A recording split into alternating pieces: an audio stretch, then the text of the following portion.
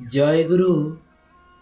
ବନ୍ଧୁଗଣ ଆସନ୍ତୁ, ନାରୀର ନୀତିର ଆଉ ଗୋଟିଏ ଅମୂଲ୍ୟ ବାଣୀକୁ ଆମେ ହୃଦୟରେ ଧାରଣ କରିବା। ବାଣୀ ସଂଖ୍ୟା 7। ଏଥର ଶ୍ରୀ ଶ୍ରୀ ଠାକୁର ତାଙ୍କର ସ୍ନେହଭରା କଣ୍ଠରେ କହୁଛନ୍ତି ଧର୍ମ କାର୍ଯ୍ୟକୁ ନେଇ।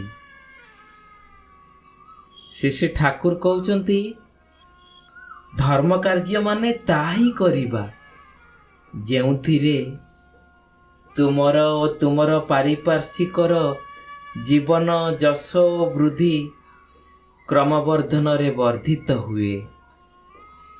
ଭାବ, ବୁଝି, ଦେଖି, ଶୁଣି ତାହା ହିଁ କୁହ, ଆଉ ଆଚରଣରେ ତାହା ହିଁ ଅନୁଷ୍ଠାନ କର। ଦେଖିବ ଭୟ ଓ ଅଶୁଭ ଠାରୁ କେତେ ଦୂର ତ୍ରାଣ ପାଅ। ହଁ ବନ୍ଧୁଗଣ, ଶ୍ରୀ ଠାକୁରଙ୍କ ମତରେ ଧର୍ମ କାର୍ଯ୍ୟ ମାନେ କେବଳ କୌଣସି ଆଚାର ବିଚାର, ରୀତିନୀତି କିମ୍ବା ବାହ୍ୟ ପୂଜାପାଠ ନୁହେଁ। ଧର୍ମ କାର୍ଯ୍ୟ ମାନେ ସେହି କାମ, ସେହି ଚିନ୍ତା, ସେହି କଥା ଓ ସେହି ଆଚରଣ ଯାହା ଆମର ନିଜ ଜୀବନକୁ ସୁସ୍ଥ, ସୁନ୍ଦର, ସମୃଦ୍ଧ ଓ ଉନ୍ନତ କରେ, ଆଉ ଆମ ସହିତ ପାରିପାର୍ଶ୍ୱିକକୁ, ପରିବାର, ସମାଜ, ଦେଶ ଓ ପୃଥିବୀକୁ କ୍ରମବର୍ଦ୍ଧନରେ ବଢ଼ାଇ ନେଇପାରେ।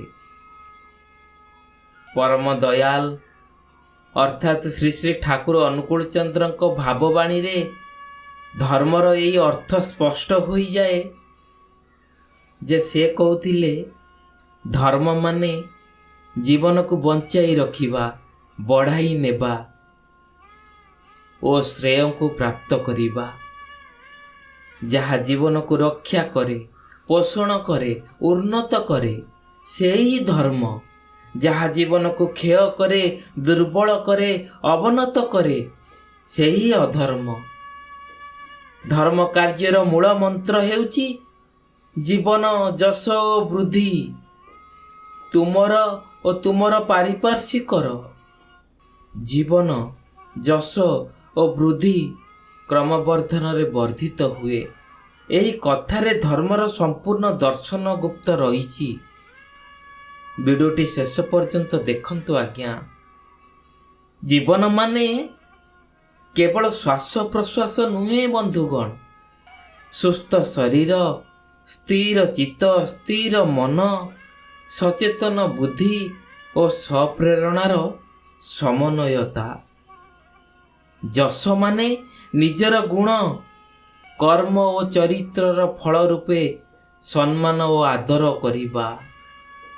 ଆଉ ବୃଦ୍ଧି ମାନେ ଦିନକୁ ଦିନ ଆତ୍ମୋନ୍ନତି, ଦକ୍ଷତାର ବିକାଶ ଆଣିବା, ଆର୍ଥିକ ଓ ନୈତିକ ସମୃଦ୍ଧି ନେଇ।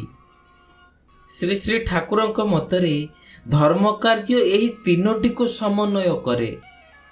ଯଦି କୌଣସି କାମରେ ଆମର ଅସୁସ୍ଥତା ବଢ଼େ, ଚରିତ୍ର ହ୍ରାସ ପାଏ, ପରିବାର ଭାଙ୍ଗିଯାଏ, ସମାଜରେ ବିକ୍ଷୋଭ ସୃଷ୍ଟି ହୁଏ, ତାହା କେବେ ଧର୍ମ କାର୍ଯ୍ୟ ହେବ ନାହିଁ।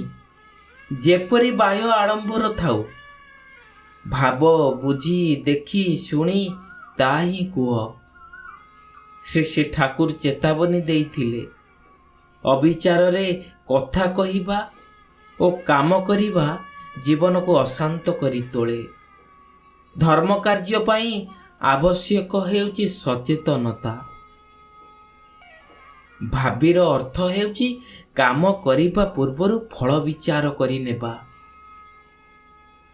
ଆଉ ବୁଝିବାର ଅର୍ଥ ହେଉଛି ତାହାର ମୂଳ ତତ୍ତ୍ୱକୁ ବୁଝି ନେବା।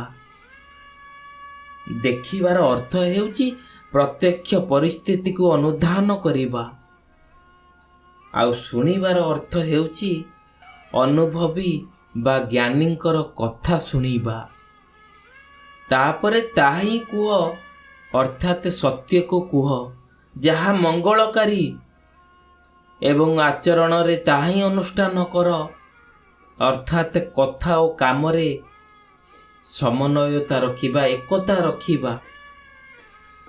ଧର୍ମ କାର୍ଯ୍ୟରେ ଲିପ୍ତ ରହିଲେ ଭୟ ଓ ଅଶୁଭ ଠାରୁ କେତେ ଦୂର ତ୍ରାଣ ପାଅ।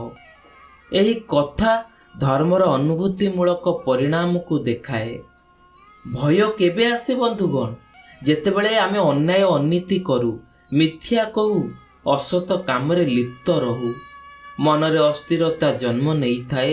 ସେଇଠାରୁ ଆସେ ଭୟ ଆଉ ଅଶାନ୍ତି। କିନ୍ତୁ ଧର୍ମ କାର୍ଯ୍ୟ କରିଲେ ମନରେ ନିର୍ଭରତା ଆସେ, ଚିତ୍ତ ସ୍ପଷ୍ଟ ଓ ସ୍ଥିର ହୁଏ, ଆତ୍ମବିଶ୍ୱାସ ବଢ଼େ।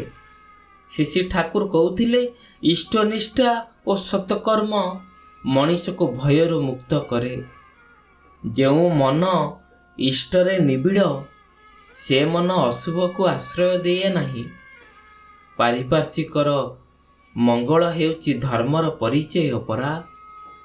ଧର୍ମ କାର୍ଯ୍ୟ କେବଳ ନିଜ ପାଇଁ ନୁହେଁ।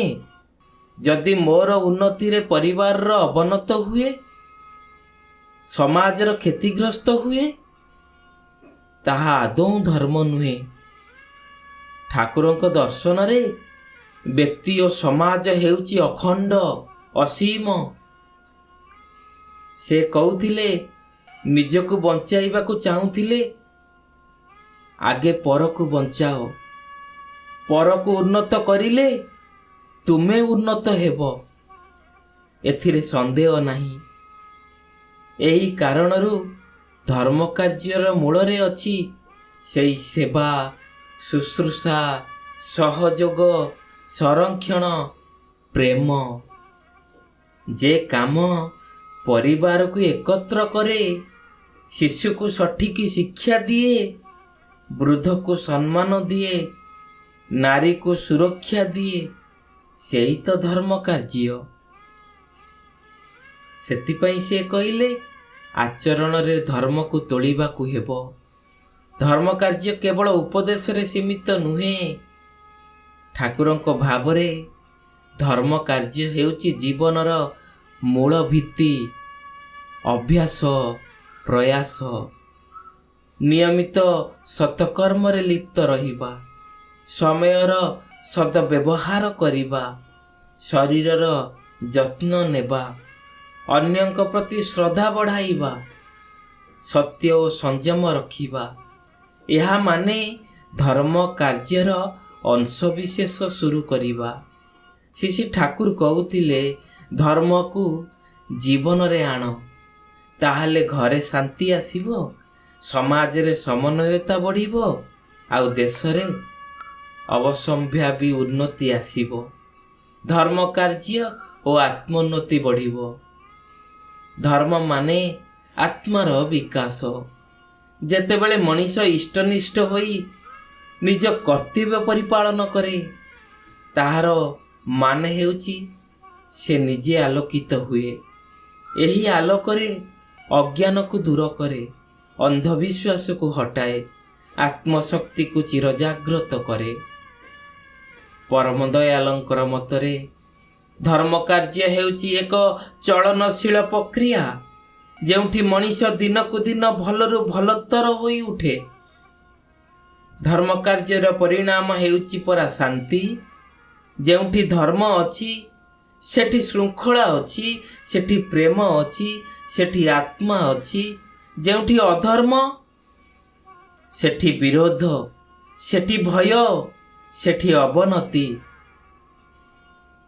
ସେଇଥିପାଇଁ ଆଜିର ଏହି ସମାଜରେ ପରମ ଦୟାଳ ଶ୍ରୀ ଶ୍ରୀ ଠାକୁରଙ୍କର ଶିକ୍ଷା ହିଁ ଏ କଳୁଷିତ ସମାଜକୁ ରକ୍ଷା ହିଁ କରିପାରିବ।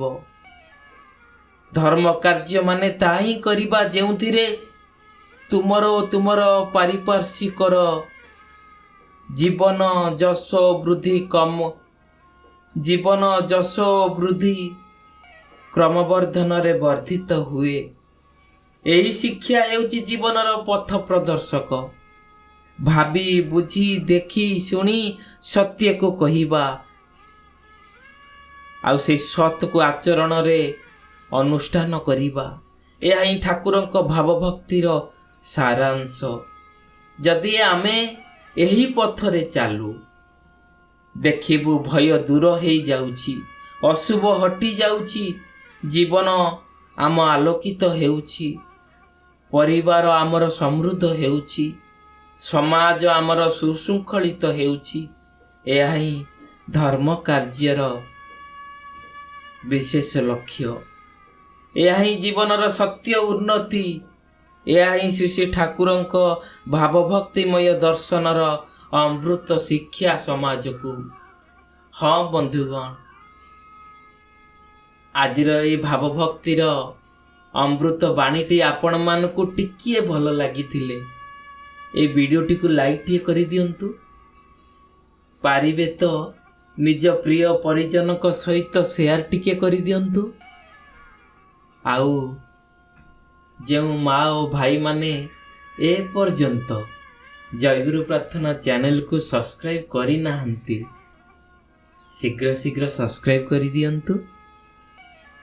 ପାଖରେ ଥିବା ବେଲ୍ ନୋଟିଫିକେସନର ଅଲ୍ ବଟନକୁ ଦବାଇ ଦିଅନ୍ତୁ, ତାକି ଠିକ୍ ଏହି ସମୟରେ କାଲି ୟାର ପରବର୍ତ୍ତୀ ଆଉ ଗୋଟିଏ ବିଷୟ ନେଇ ଆସିବୁ। ସେ ପର୍ଯ୍ୟନ୍ତ ଜୟ ଗୁରୁ, ବନ୍ଦେ ପୁରୁଷୋତ୍ତମ।